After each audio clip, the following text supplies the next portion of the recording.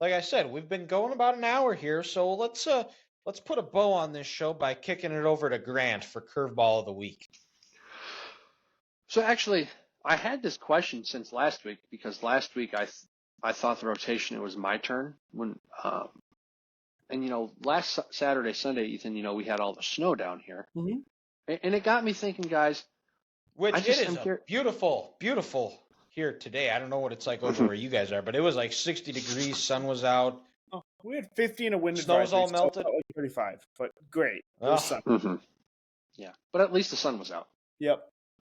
Like, I want to know, like, what was the craziest blizzard / like snow story you guys have had? Were you like stuck inside for 3 days? Did you get stranded on the highway? I was just, with all the heavy snow we were getting last Sunday and Monday, I got thinking, I was like, there's got to be some good ones between us, knowing that we've lived in Iowa, Minnesota, North Dakota our whole lives. Okay, this one's easy. It was my junior year of high school. It was New Year's Eve. Stayed out at my buddy's place out by where I went to high school, Clare City. We had moved to Wilmer already, so I was living there or whatever. But it wasn't supposed to be that bad. It was supposed to be just a dusting or whatever. Night before, like New Year's Eve at like 10 o'clock, they upgraded to like a blizzard warning. And, we're hanging out at my buddy's place, drinking a little bit, like hanging out in the basement. So, like, I'm not going to drive home. Work at Target. You drink underage? Buddy, you live in North Dakota. You don't even just stop. No. So like, I'm supposed to work at 10 a.m. the next morning. I get up at 8 a.m. It's not even a quarter mile to like the end of my buddy's driveway. He lives out. It's a farm. Like all my friends live on farms. It's not even a quarter mile to get to like the road to go to the highway.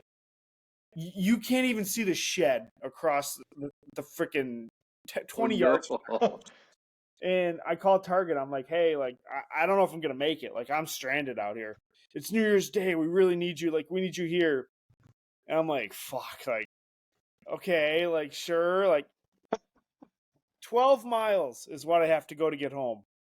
Guess how long it took me to get those 12 miles? An hour and a half.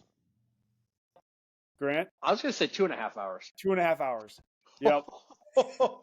I went 10 miles an hour the whole way. I couldn't even see my lights. It was blowing so hard. Oh, man. Like, not even the edge of the car. You couldn't even see your lights going out. All you saw was a giant white cloud. It was the most terrifying drive of my life. The whole time I'm thinking, this is how I'm gonna die. I'll see you later. Like what are my parents gonna say? Like, how's Target gonna feel? So you're welcome, Brian Cornell. 3% raise my ass.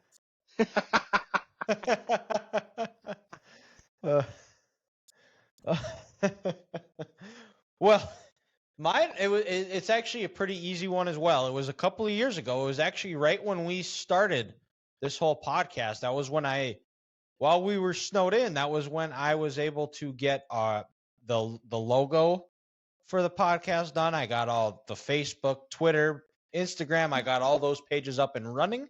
It started on a Tuesday. That Monday, it was beautiful out. There was not a snow. It was like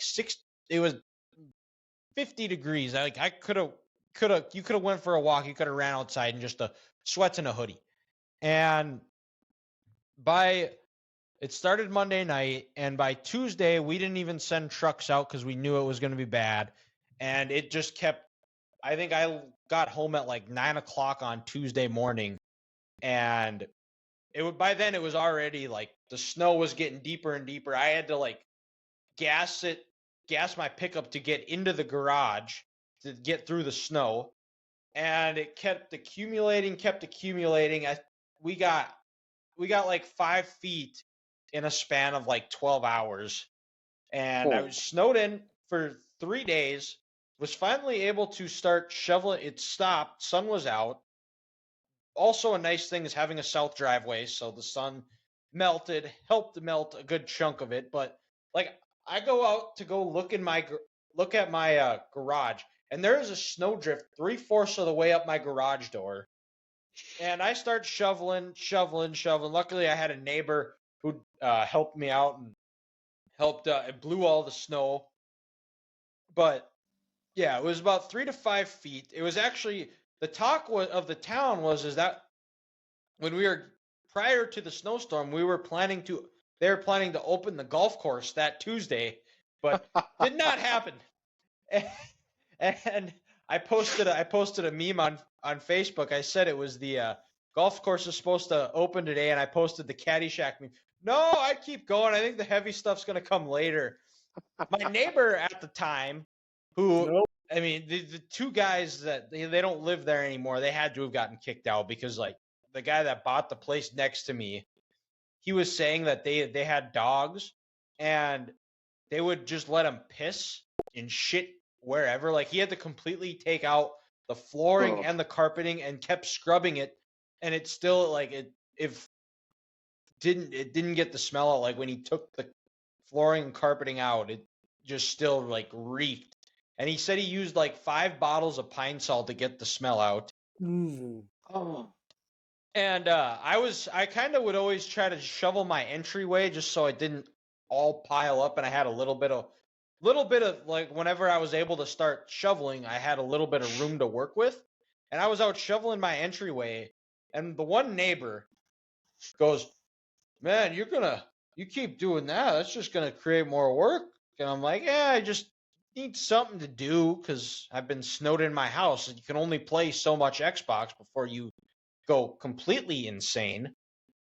And he's like, and this guy's got like this tiny car, like the bumper's falling off, and he's like, "Yeah, I was gonna go get a coffee, but I don't think I can get my car out, so I guess I gotta go make it the boring way." He walks in, and they did not shovel or do anything one time. They were completely snowed in, and like I think it was Monday where they actually started trying to go to work, and not all the snow is obviously not going to all melt, and they were still shoveling. And I got home, or I was getting ready to go start my car or go to work, and I see them trying to shovel them out. I'm like, I got time. I really didn't want to help them at all. So, but it was most snow I've ever dealt with in my life. That's wild. That sounds awful. It wasn't fun. Luckily, I didn't lose power or anything like that. I'm surprised you didn't actually. Seriously. I think I lost it like 2 weeks later when there was like no snowstorm, but like a breaker or something went out. There's something like that. Well, I remember, Ethan. I think you were living in the cities at this point. I want to say it was like the spring of like 2018 or something. It was in April, and we were projected to get like 18 to 20 inches of snow. I would have been or something like I would've this. moved that summer because I would have graduated Iowa spring of Okay. 2019. So it was funny at the time. Caleb only had one kid. Cameron was the only one around, and Courtney had to, and the cat. Rest in peace, little buddy. I'm sorry, I shouldn't have said that. Sorry, Caleb, if you're listening, it's fuck the Blackhawks, but yeah. Courtney had to go. She had to go to like Prior Lake or something that weekend for some bridal shower or some shit like that. I was gonna say some bar mitzvah. No, not a bar mitzvah. And he texted me, says, "Hey, you want to come up and just kind of hang out Friday?" Because he was there by himself, and it would have been the first time he would have been like extended time alone watching his kid and such there. And I was like, "Yeah, I can come hang out and just kind of be moral support." But then we're looking at the radar, and I'm thinking, dude, it's gonna snow like 20 inches. Like, are you sure this is a good idea? Yeah, come up. Yeah, bring a bag. Just kind of come hang out. Carter should be able to come up. Oh, life will be good. So I think nothing of it. But then I'm like, just to be safe, I'm gonna stop at like the Colburns or something up here. Just grab a couple frozen pizzas so we got some food or something like that. Well, we wake up on Saturday, and just like you said, Dylan, snow drifts are up to the garage. You can't see past his yard into the development, and they close I-94 because the snow is that bad and the visibility's gone. It's not Yep. going anywhere. And I'm just like, nope, I'm not going anywhere until Monday morning.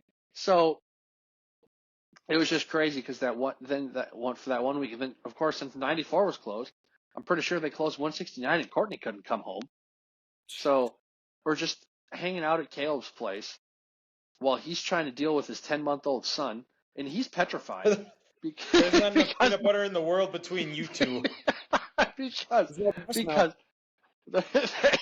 there's nothing there. Mom's not around, and just remember going through all those pizzas and thinking like, oh, this is awful. I'm gonna have to sleep on this guy's couch for the next 2 days while we're snowed in and there's a baby inside. We don't know what we're doing if something's wrong with this child.